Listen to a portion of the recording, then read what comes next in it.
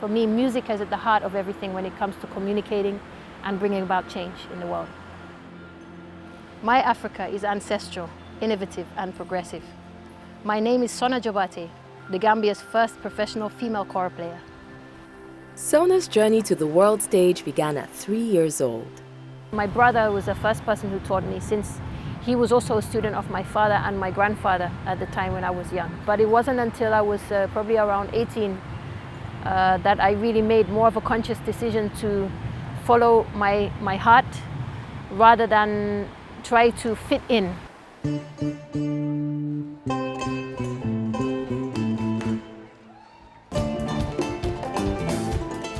Born into one of the 5 principal kora-playing families in West Africa, it was unprecedented for a female member to take up the kora professionally.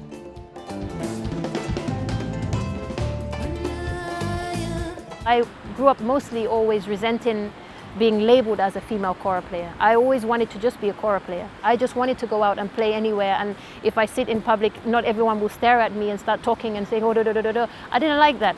You know, I wanted to be able to have the freedom, and I was something I was envious of. This is something that is very important to me, is voicing issues that we are finding as challenges today in the country, talking about things which I feel in many ways may be suppressed, either by culturally or environment or social norms, using music to bring that out.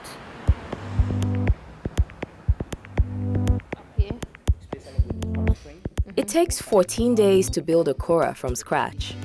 The kora is most often compared to a harp, a Western harp, because it has a similar sound to the nylon strings of a European harp. But it also has a very unique sound to it because, of course, it's coming from different materials and a different structure. The kora is actually built of all very natural materials that you find in this part of West Africa.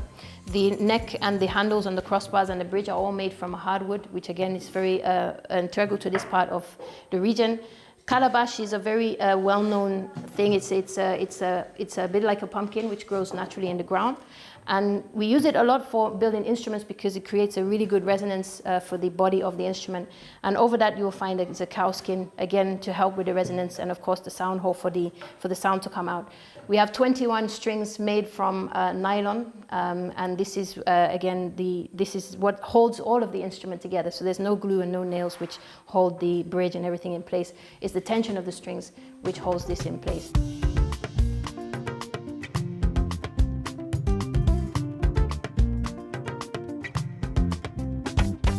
What I'm really doing is finding ways to bring the kora into another way of expressing it through sound, but also visually as well. So you can see the difference with a kora like this, which is one of the koras which we have developed.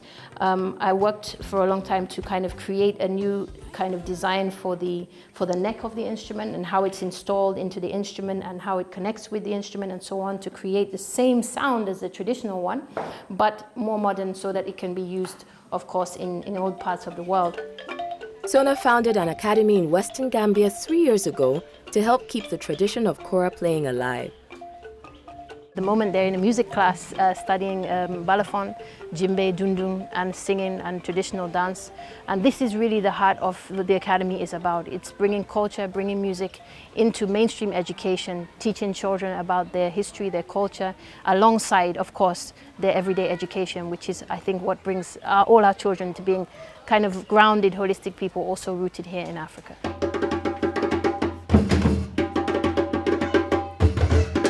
21 children is what I started with, and these were children who I chose from the majority of Gambia civilization, you know, not the towns where, you know, we have a lot of more access to schools and so on, but I went to a lot of rural areas and handpicked children based on their potential for musical ability, not musical, but just their potential. And worked on training these kids very intensively. It's a school which is full-time education, literacy and all the subjects you would have in a mainstream school, integrated with African history, African culture, and of course their traditional music. This gives the children a unique orientation that relates to the country that they're in. So they're learning in an institution that embraces the fact that they are African, embraces the fact that they are Gambian, and that they're based in the Gambia.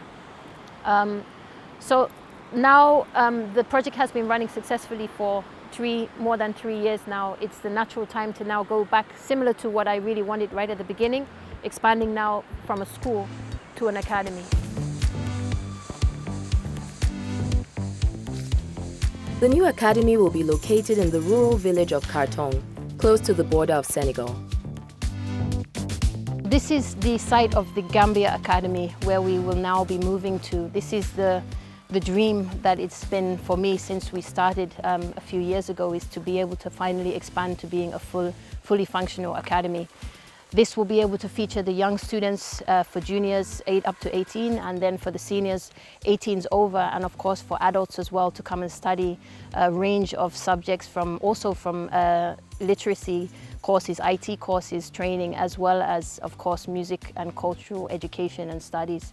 This is really where my heart is. This is what I've been working so hard to achieve, and I'm so proud at this stage to have firstly got the most important thing, which is this land, this huge expanse of land in a perfect location, which is rural, which is what I feel is representing the heart of Gambia. This is what the typical Gambian community is. And if we can start development here, it's a matter only of expansion. If we can succeed here, we can succeed anywhere in this country.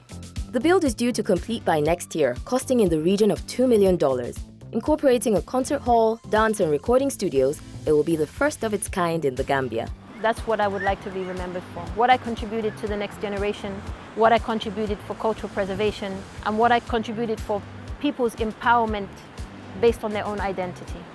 Being proud of who they are and having a self-assertiveness to be able to go forward with whatever the resources they have, make the most of them, and actually succeed on the basis of that.